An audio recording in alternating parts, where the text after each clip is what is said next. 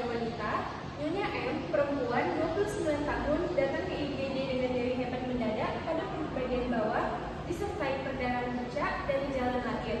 Ia terlambat haid atau amenorrea sekitar 7 minggu dan memiliki riwayat infeksi radang panggul atau PID. Pemeriksaan fisik, nyeri tekanan perut bawah kanan, nyeri goyang porsio positif, konjungtiva pusat, dan tekanan darah cenderung menurun atau tanda shock awal.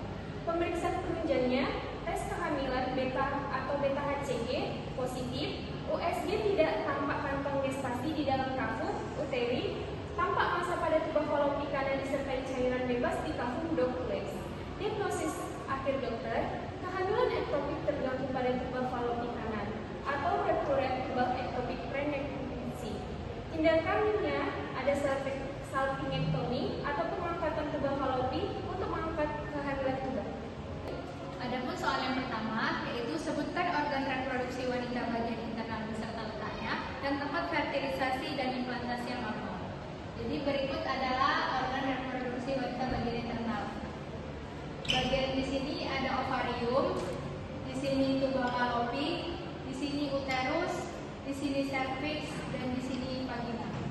Dan tempat fertilisasi yang normal yaitu di tuba falopi, dan tempat implantasi yang normal yaitu di fundus uterus atau dinding uterus. Soal yang kedua yaitu jelaskan proses fisiologi konsepsi normal mulai dari ovulasi, fertilisasi, perjalanan zigot menuju uterus, serta implantasi di endometrium, serta peran hormon estrogen dan progesteron dalam siklus menstruasi. Yang pertama, terjadinya ovulasi. Ovulasi adalah proses terjadinya pelepasan ovum yang sudah matang dari ovarium. Selanjutnya ada fertilisasi yang terjadi di tuba falopi, dan selanjutnya perjalanan zigot menuju uterus. Zigot bergerak menuju uterus sambil membelah dua menjadi morula, dan yang terakhir adalah implantasi hormon estrogen untuk membangun dan menebalkan dinding rahim di awal siklus, dan hormon progesteron untuk menjaga dinding rahim tetap tebal dan kaya pembuluh darah untuk persiapan kehamilan. Mengapa embrio dapat berimplantasi di tuba? Jadi, jika tuba mengalami kerusakan akibat PID atau pelvic inflammatory disease, pergerakan zigot menuju uterus pun terhambat. Akibatnya, embrio menetap dan tertanam di dinding tuba. Mengapa terjadinya ruptur? Saat implantasi, embrio terus tumbuh, sedangkan tuba tidak memiliki ruang yang elastis seperti uterus untuk menampung pertumbuhan janin. Pertumbuhan embrio terus-menerus mengakibatkan dinding tuba merenggang dan menipis sehingga terjadilah ruptur. Mengapa terjadinya perdarahan dalam rongga perut? Saat ruptur terjadi, pembuluh darah di dinding tuba ikut robek. Darah keluar ke dalam rongga perut sehingga terjadilah hemoperitoneum. Dalam kasus ini terdapat bahasa terminologi medis yang pertama yaitu salpingectomy, amenorrhea, dan laparoskopi, di mana salpingo yaitu adalah root, artinya tuba falopi, dan suffixectomy yang artinya pengangkatan eksisi, yang arti menyeluruhnya yaitu adalah operasi pengangkatan tuba falopi. Yang kedua yaitu amenorrhea, di mana terbagi menjadi tiga. Yang pertama adalah aan, yaitu adalah prefix yang artinya adalah tanpa atau tidak, meno yaitu adalah root yang artinya adalah menstruasi atau haid, dan rea yaitu suffix yang artinya aliran. Nah, di mana arti menyeluruhnya itu tidak adanya aliran haid. Yang ketiga yaitu adalah laparoskopi yang terbagi menjadi dua bagian. Yang pertama adalah laparo, yaitu adalah root, di mana artinya dinding atau rongga perut. Yang kedua skopi, yaitu artinya melihat atau pemeriksaan, yang dimana arti menyeluruhnya adalah pemeriksaan rongga perut dan dengan alat berkamera. Beta HCG, human chronic gonadotropin, yaitu hormon kehamilan yang dideteksi pada tes kehamilan atau positif mendadak kehamilan. PID atau pelvic inflammatory disease, yaitu adalah penyakit radang panggul. Faktor risiko kerusakan tuba. Dan kehamilan ektopik terganggu, yaitu kehamilan ektopik yang telah mengalami ruptur atau abortus tuba. Ektopik yaitu implantasi di luar kafum uteri atau mis tuba. Kehamilan intrauteri yaitu implantasi normal di dalam kafum uteri. Salpingectomy yaitu mengangkat tuba. Fallopi. Dan yang terakhir, salpingostomi, yaitu membuat sayatan pada tuba untuk mengeluarkan hasil konsepsi sambil mempertahankan hidup. Tanda dan gejala pada ilustrasi kasus kehamilan ektopik terganggu yaitu ada yang pertama aminorea, yaitu tidak mengalami menstruasi atau haid. Yang kedua, adanya nyeri hebat mendadak pada perut bagian bawah sekitar 7 minggu. Yang ketiga, perdarahan pencatur vaginal. Yang keempat, nyeri goyang posio positif. Yang kelima, pucat dan tekanan darah menurun atau shock awal. Yang keempat, klinis temuan BKHCG positif dengan rahim dari kosong pada USG, yaitu BKHCG positif memastikan adanya kehamilan, sedangkan USG pada rahim dari kosong menunjukkan kehamilan tidak berada di dalam rahim. Kombinasi ini sangat mengarah ke kehamilan ektopik. Nyeri goyang posio, cairan bebas dan vakum Douglas tanda shock menandakan telah terjadi pendarahan di indra abdomen. Yang pertama, buka ICD 10 volume 3, menentukan late term pregnancy dan diawali huruf T.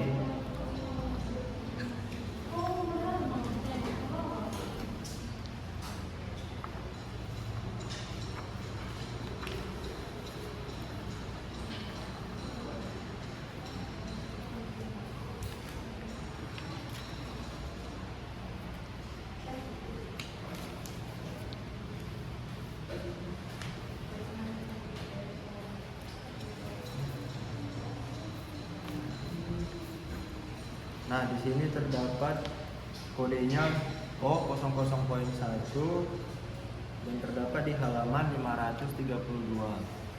Selanjutnya, untuk memastikan kode, kita kembali membuka ICD 10 volume 1.